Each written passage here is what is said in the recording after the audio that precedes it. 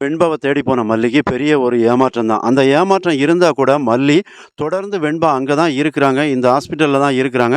இல்ல இங்க எங்கேயோ தான் இருக்கிறாங்க அப்படின்னு தன்னோட உள் மனசு சொல்லுதா நெனச்சுக்கிட்டு, நான் இன்னைக்கு வீட்டுக்கு போறதில்ல.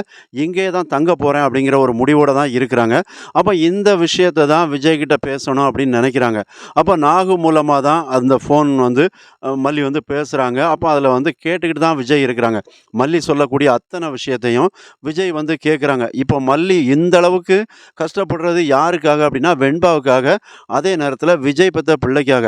அப்போ மல்லி இவ்வளோ கஷ்டப்படுறாங்களா, அந்த இடத்துல கூட மல்லி வந்து விஜய் கிட்ட கெஞ்சுறாங்க. எப்படி கெஞ்சுறாங்கன்னா, "ஏங்க என்கிட்ட பேச மாட்டீங்களாங்க?" அப்படின்லாம் கெஞ்சுறாங்க. என்ட்ட கேட்டா மல்லி இப்படி கெஞ்சணும்னு அவசியமே இல்ல. அப்ப இதில வந்து மல்லி அப்படி கெஞ்சும்போது, இவர் வந்து நல்லா கெளுரு மாரி விஜய் வந்து சாப்பிட்டுப்புட்டு, அப்படி சோபாவுல உட்காந்துக்கிட்டு, அப்படி ஒரு மொறப்பா அப்படி வெறப்பா அந்த கடப்பாரைய முழுங்கிட்டு உட்காருவாங்கல்ல, அத மாரி உட்காந்துருக்காரு மனுஷன். என்னமோ யார் பெத்த பிள்ளையோ தேடி அலையிற மாரி தான், தான் பிள்ளைய தேடி தான் அலையிறாங்க அப்படிங்கிறத கூட அந்த உணர்வு கூட விஜய்க்கு இல்லாம, நான் வந்து உன்ட்ட வீம்புல இருப்பேன், என்னோட வீராப்பா காட்டுவேன், நான் ஆம்பள அப்படிங்கிற மாரி ஒரு அப்படி ஒரு கெத்தா இருக்கிறாராம். அந்த கெத்து வெத்தாக போகுது அப்படிங்கிறது விஜய்க்கு தெரிய மாட்டேங்குது. ஏன்னா, மல்லி அந்த அளவுக்கு அங்க வந்து படாத பாடு கஷ்டப்பட்டுக்கிட்டு இருக்காங்க. அப்ப அந்த ஒரு அடிப்படையான விஷயத்த கூட புரிதல் இல்லாம தான் விஜய் இருந்துகிட்டு இருக்காங்க. அப்ப அதுக்கப்புறமா அந்த மல்லி வந்து கெஞ்சுறாங்க. "எப்படி ஏங்க ஒரு வார்த்தை பேசுங்கங்க" அப்படின்லாம் கெஞ்சுறாங்க. அதுக்கு விஜய் வந்து உடனே அப்படி எந்திரிச்சு உள்ள ரூம்குள்ள போயிருந்தாரு.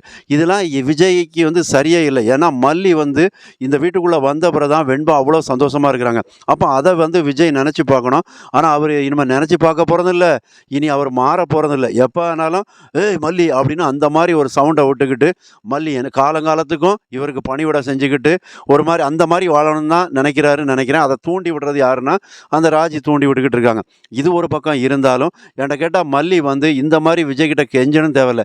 "போயா நீ பாட்டு உட்காரு, நான் வெண்பாவ தேடி புடிக்கிறேன்" அப்படின்னு சொல்லி அவங்க பண்ணிட்டு இருந்தா, வெண்பா ஓரளவுக்கு தேடி புடிச்சாங்கன்னா, நாளைக்கு வெண்பாவே மல்லி அம்மா தான் எனக்கு வேணும், டாடா விஜய் வேண்டான்னு கூட சொல்லிருவாங்க. அந்த அளவுக்கு தான் அந்த குழந்தையும் மல்லி மேல அன்பா இருக்குது, உயிரா இருக்குது. அந்த ஒரே காரணத்துக்காக தான் மல்லியும் இந்த அளவுக்கு எந்த கஷ்டமா இருந்தாலும் பரவால்ல, தான் வயித்துல வளரக்கூடிய அந்த சிசு என்ன ஆனாலும் பரவால்ல அப்படிங்கிற ஒரு வைராக்கியத்தோட தான் வெண்பாவ தேடி அலைதாங்க. அவங்களோட அந்த நம்பிக்கை அப்படிங்கிறது கண்டிப்பா வீண் போகாது. என்னைக்குமே நாம வைக்கக்கூடிய நம்பிக்கை வீண் போகவே போகாது. கண்டிப்பா மல்லி ஜெயிப்பாங்க. வெண்பாவ மீட்டு கொண்டு வருவாங்க.